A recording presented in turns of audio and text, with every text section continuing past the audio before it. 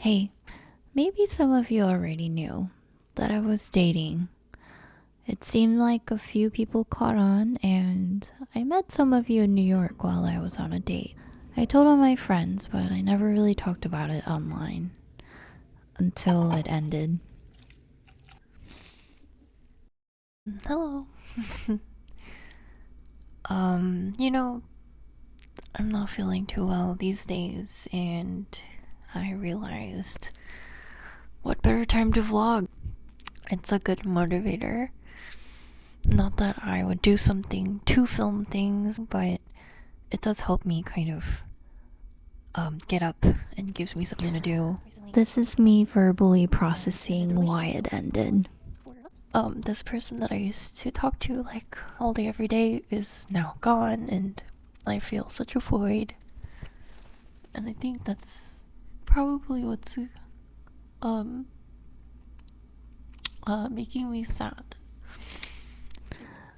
I know some of you want the tea, but for both of our privacy, I won't talk much about the details. One thing I can say is that we ended on good terms. We had a long conversation.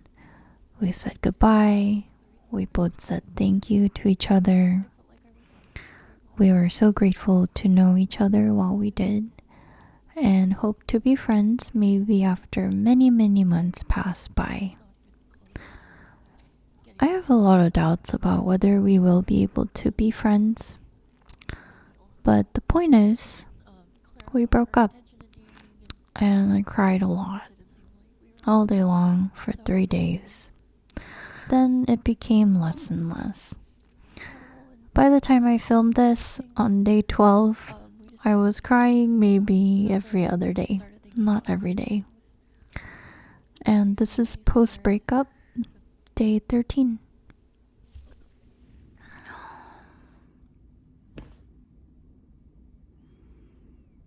I was supposed to get up 20 minutes ago, but I'm up. On the day we broke up, after he left my apartment, I texted some of my close friends. One of my friends called me back, and I cried on the phone with her for a long time. She's someone who's been there, and she knew exactly how I was feeling, and she also knew exactly how okay I will be with time. After I hung up the phone with her, my other close friend came over with snacks. I cried to her again about what happened, and then she ordered us dinner. We ate together, and she left. And I cried myself to sleep. The next day, I met with another friend. I burst out crying at the cafe with her. And she listened to all I had to say. She waited for me to stop crying. And then the next few days were a blur. I don't really remember much. I probably cried more. I went to church. I did a lot of hot yoga. I also booked a golfing lesson. And then I went running. One thing I really intentionally did was to try to book and plan things where I can be physically active. It always comes in waves, the sad. This time around, every time the tears welled up, I just cried it all out. I tried to be as sad as I could while I was able to actually feel the emotions, because when I wasn't feeling sad, I was feeling numb. And from my past experience, I learned that trying so hard to be okay didn't really work for me. So this time around, I'm just trying to feel everything as much as I can, as fast as I can, and in my head, I feel like it'll help me get over things much sooner than later. So, as painful as it was, I welcomed every sad thought and I verbalized it. I wrote it down. I wrote letters to him, whatever I wanted to tell him, and then emailed it to myself. And I cried as much as I could. So that was the first 12 days. On day 13, I went to work as usual, and At work, I found out my coworker's mom got really sick and was hospitalized. Thankfully, they treated her early and she's recovering, but my heart really broke for her and her mom.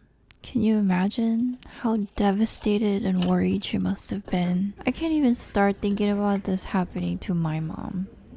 So I ordered us lunch. At this point, I forgot all about my breakup. It seemed like such a smaller problem compared to hers. My coworker was craving the grilled cheese bacon avocado with fries, so I ordered the same thing as her. It was freaking delicious. And then I came home. I had something urgent come up for my content, so I sat down to answer some emails before I could even change. I don't know why I'm sitting in the dark. Alexa, lights on. Okay. I need to eat, so let's go get some food.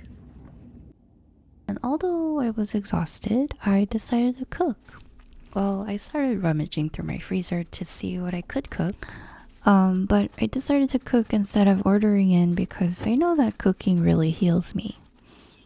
Even when I'm so out of it and depressed or anxious, when I stand in my kitchen, start chopping, sizzling, and smelling things, something happens to my brain. So I've experienced this enough to know that even when I really, really don't want to, I often push myself to cook. And this was a recipe idea I wanted to try. I started to blend the sauce, add different layers of flavor, change the texture, and surprisingly, because when I test new recipes that sound good in my head, it doesn't come out always too good. Surprisingly, this came out so good. Once I perfect it, I'll share the recipe in another video. But maybe you can kind of eyeball what I'm doing here. Oh my god, this was so good. I can't wait to share the recipe with you. So on day 13, finally, I didn't cry the whole day. But I will probably cry on day 15 and maybe randomly a month later. And it'll come and go. This really isn't an example of how you should be feeling on a certain timeline. I've had far worse breakups than this one, and it took me so much more to recover from it. But thanks to those, now I know this, that I have friends who will care about me, and I can ask and receive their help. I also know that I am not the only one suffering. Every other person around me is going through something really painful that I might not know. And I know the things that make me feel better. Being outside, running, cooking, writing emails that I'll never send. And most importantly, I know I'm gonna be okay. I hope you enjoyed this vlog because it helped me a lot to create this too. And promise, I'll see you in the Trader Joe's review. That's taking me forever to edit. Thanks guys. Love you. Bye.